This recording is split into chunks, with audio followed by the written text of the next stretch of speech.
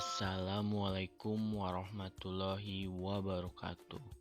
Selamat pagi anak-anak. Ketemu lagi dengan Pak Ramdan. Bagaimana kabarnya hari ini? Semoga kalian dalam keadaan sehat walafiat. Tetap semangat ya di rumah. Sebelum memulai pembelajaran hari ini, mari kita ucapkan bismillah bersama-sama. Bismillahirrohmanirrohim. Pengaruhnya terhadap pembangunan sosial, budaya, dan ekonomi masyarakat Indonesia.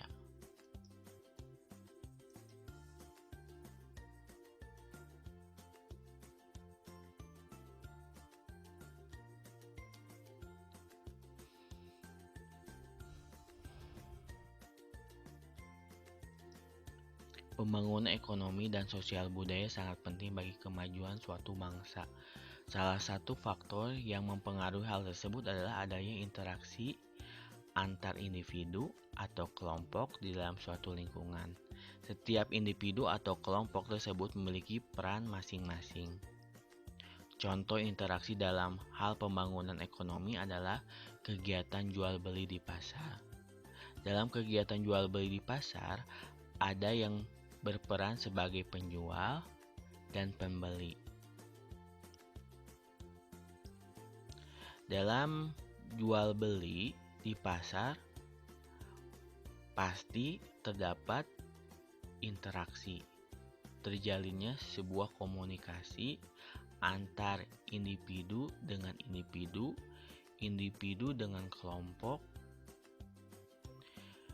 Masyarakat membeli sayuran, buah-buahan, beras, bahan makanan lainnya yang diproduksi oleh petani. Di situ ada kegiatan ekonomi.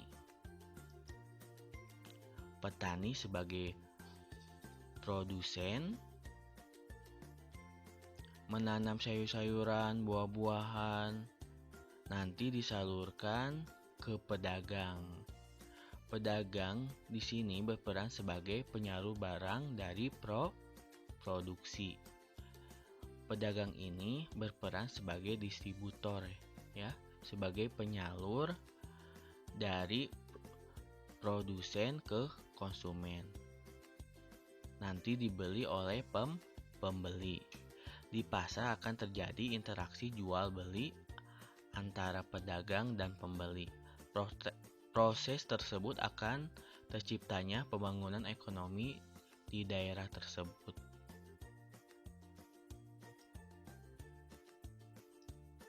Interaksi manusia dengan lingkungannya terbagi menjadi 4. Antara lain, yang pertama, interaksi manusia dengan lingkungan alam.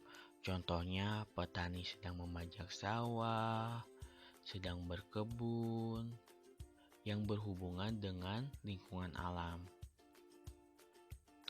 Interaksi manusia dengan lingkungan sosial. Interaksi yang melibatkan manusia dengan manusia. Terjadinya hubungan timbal balik antara individu dengan individu, individu dengan kelompok, kelompok dengan kelompok, atau individu dengan kelompok. Terjadinya komunikasi. Yang ketiga, interaksi manusia dengan lingkungan budaya. Di sini contohnya festival Manee. Tujuannya ucapan syukur dan permohonan perlindungan dari Tuhan Yang Maha Esa. Dari pantai Malo, Kokorotan, Sulawesi Utara. Lalu yang keempat, interaksi manusia dengan lingkungan ekonomi. Terjalinnya kegiatan ekonomi.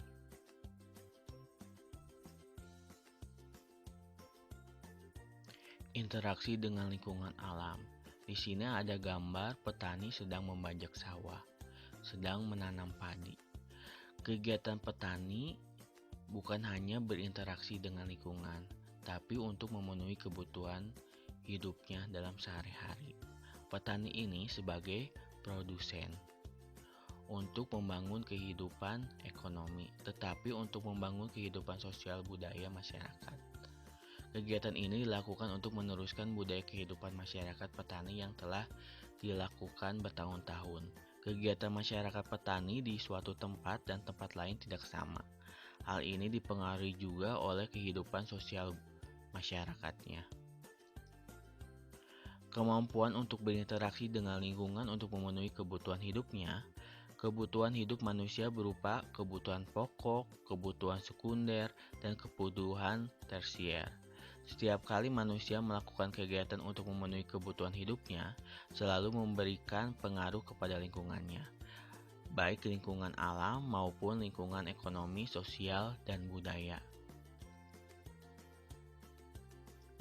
Di sini ada teks yang bercerita tentang kehidupan nelayan pemburu paus dari desa Lamarere, Kecamatan Wulandoni, Kabupaten Lembatan, Nusa Tenggara Timur.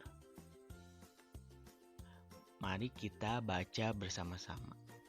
Desa Lamarere, Kecamatan Wulandoni, Kabupaten Lembatan, Nusa Tenggara Timur merupakan salah satu desa nelayan tradisional yang menjadikan laut sebagai ladang kehidupan mereka. Laut adalah ibu yang memberikan kehidupan sejak zaman nenek moyang mereka. Dari hasil laut, masyarakat di desa ini telah berhasil mengirimkan anak-anak mereka untuk bersekolah dan pada akhirnya bekerja. Masyarakat nelayan di desa Lamalere memiliki tradisi berburu paus yang telah diturunkan bertahun-tahun oleh nenek moyang mereka. Tidak sembarangan paus yang mereka buru, hanya paus yang sudah tua saja yang mereka buru. Jika mereka menemukan paus muda, masyarakat nelayan di desa ini akan mengembalikannya ke laut lepas. Mereka pun bersepakat secara adat bahwa dalam setahun tidak boleh lebih dari 15 paus yang mereka buru. Dengan demikian, mereka tetap menjaga agar paus tidak punah. Untuk berburu paus, para nelayan melakukan pemantauan dari bibir pantai dan dari atas bukit. Ada beberapa orang yang senantiasa berada di bukit untuk memantau sambil melakukan kegiatan lainnya seperti memperbaiki jala, menganyam atap perahu dari daun lontar, memasak, atau membaca buku. Jika mereka melihat paus, mereka akan berteriak, "Baleo!" yang berarti paus. Teriakan itu membuat para nelayan yang berada di bibir pantai segera bersiap melaut. Mereka akan mengirimkan sebuah perahu untuk mengamati jenis dan umur paus. Jika mereka melihat paus itu layak ditangkap, mereka akan memanggil perahu-perahu lain untuk mendekat. Daging dan minyak paus yang berhasil ditangkap kemudian akan dibagi ke seluruh warga desa. Pembagian diutamakan bagi janda dan yatim piatu, baru kemudian kepada penangkap paus, pemilik perahu, lalu kepada masyarakat lainnya. Daging dan ikan paus ini dapat ditukar dengan jagung, umbi-umbian, buah-buahan, dan sayuran dari masyarakat pegunungan. Kegiatan barter ini dilakukan di pasar Wulandoni sekitar 3 km dari Lamarera.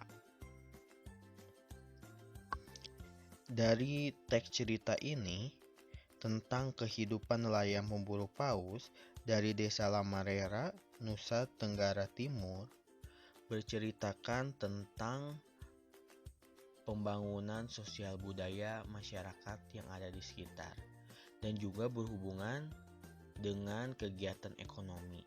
Di sini terjadi kegiatan barter di pasar Wulandoni.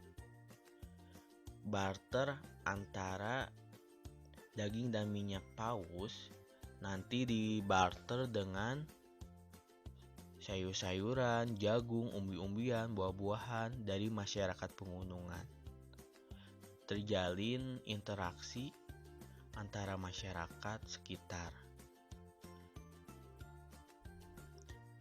Di sini ada kegiatan perdagangan ikan. Mari kita baca bersama-sama. Kegiatan pelelangan ikan. Kegiatan pelelangan ikan merupakan sebuah kegiatan pertemuan antara para nelayan penangkap ikan sebagai penjual ikan dengan para pembeli yang biasanya adalah para pedagang ikan. Dalam pelelangan ikan, para pembeli akan melakukan penawaran secara langsung yang dibantu oleh juru lelang. Para juru lelang ini akan menawarkan harga dari harga paling rendah yang ditentukan penjual, lalu para pembeli akan melakukan penawaran. Pembeli dengan harga penawaran tertinggi akan mendapatkan barangnya. Para penjual adalah para nelayan yang biasanya menangkap ikan di laut secara berkelompok. Hasil tangkapan ikan segar mereka akan dibawa ke tempat pelelangan ikan untuk ditimbang, lalu diletakkan berjajar dengan hasil tangkapan nelayan lainnya. Setelah semua hasil tangkapan ikan diletakkan dan semua pembeli siap melakukan pelelangan, juru lelang akan memulai proses jual beli. Kegiatan pelelangan ini biasanya hanya berlangsung beberapa jam saja, karena ikan segar harus segera dipisahkan para nelayan. Penangkap ikan berharap hasil tangkapannya akan mendapatkan harga yang layak untuk memenuhi kebutuhan keluarganya. Hasil penjualan ikan ini pun harus dibagi dengan nelayan dalam kelompoknya. Tempat pelelangan ikan biasanya dibangun di daerah pelabuhan ikan, di mana para nelayan biasanya berlabuh untuk membawa juru lelang pemimpin hasil tangkapannya. Biasanya dibangun pelelangan ikan oleh pemerintah setempat dengan tujuan untuk melindungi para nelayan agar hasil tangkapannya mendapatkan harga yang baik untuk memenuhi kehidupan keluarganya. Pembeli ikan di tempat pelelangan biasanya adalah pedagang besar yang akan menjual kembali hasil lelangan ikan ke pasar-pasar. Para pembeli ikan ini tidak hanya berasal dari daerah setempat, biasanya juga berasal dari tempat yang lain. Para pedagang ikan ini akan menjual hasil laut terutama ke daerah-daerah yang jauh dari pantai seperti di kota atau di daerah pegunungan. Oleh karenanya, para pedagang ini memerlukan alat transportasi untuk membawa barang dagangannya ke tempat daerah-daerah lain yang membutuhkan.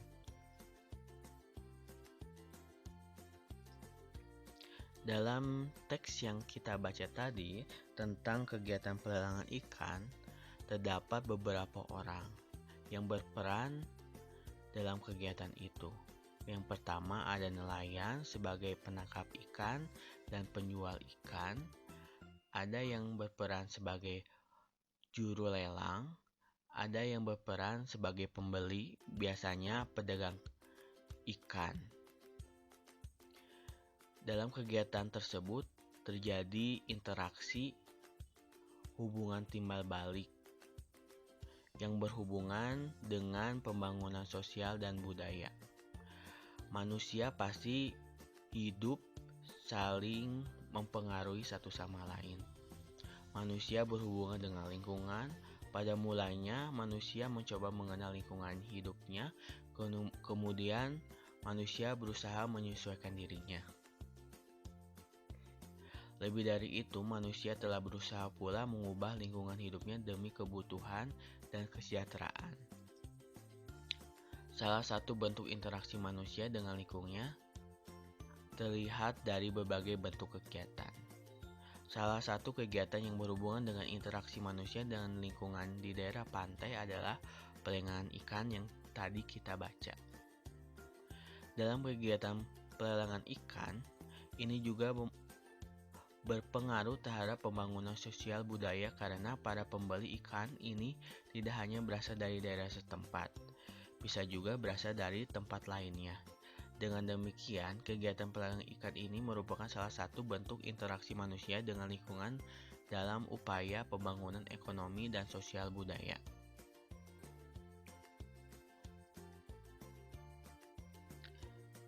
Contoh interaksi manusia dengan lingkungan yang mempengaruhi pembangunan sosial budaya. Di sini ada Festival Manee, tradisi nelayan di Pantai Malo. Festival Manee merupakan tradisi adat untuk menangkap ikan.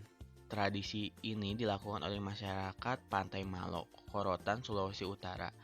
Ritual ini biasanya disebut dengan ritual menangkap ikan dengan doa dalam bahasa adat kuno. Mereka berdoa kepada Tuhan Yang Maha Esa agar nelayan mendapatkan tangkapan yang banyak dan mendapatkan perlindungan agar terhindar dari bahaya. Penangkapan ikan dimulai dengan berkumpulnya para pemuka adat bersama perwakilan pemerintah setempat. Mereka bermusyawarah untuk menentukan tanggal yang tepat untuk melakukan ritual Manee. Selanjutnya, para pemuka adat ini akan memanjatkan doa-doa dalam bahasa adat kuno. Sementara masyarakat lain mengumpulkan tali dan janur atau daun kelapa yang masih muda untuk dibuat jaring yang disebut dengan sami. Tibalah hari yang ditentukan untuk melakukan ritual Manee. Para pemuka adat dan pemerintah setempat membawa sami ke Pantai Malo. Beramai-ramai mereka menariknya sepanjang mungkin ke arah laut hingga membentuk sebuah kolam. Ketika ikan-ikan telah banyak terperangkap di dalam sami, masyarakat pun mulai menangkapnya. Hasil tangkapan ikan ini akan disantap bersama dalam pesta rakyat yang digelar saat itu. Ada hal yang menarik sepanjang ritual hingga pesta rakyat ini, yaitu masyarakat dilarang mengenakan pakaian berwarna merah sebagai pantangan. Ritual seperti ini masih dilaksanakan hingga kini. Masyarakat meyakini ritual ini sebagai upacara syukur dan pemohonan perlindungan dari Tuhan Yang Maha Esa. Selain itu, kegiatan ini mengandung nilai-nilai kebersamaan antara anggota masyarakat dan kepedulian untuk memelihara laut sebagai sumber kehidupan masyarakat. Nilai-nilai kerjasama, persatuan, dan kesatuan pun sangat bisa dirasakan sepanjang persiapan hingga dilaksanakan ritual ini. Dalam festival Manee ini, tradisi nelayan di Pantai Malo, terdapat interaksi manusia dengan lingkungan yang mempengaruhi pembangunan sosial budaya. Adanya interaksi antara masyarakat setempat yang membentuk sebuah kebudayaan yang disebut Festival Manee. Festival Manee adalah penangkapan ikan dengan memanjatkan doa-doa dalam bahasa adat kuno agar terhindar dari bahaya dan agar tangkapan nelayan banyak. Nah, baik, mungkin sekian penjelasan pembelajaran hari ini. Semoga kalian dapat memahami pembelajaran hari ini. Terima kasih, sampai jumpa lagi pada pembelajaran berikutnya. Wassalamualaikum warahmatullahi wabarakatuh.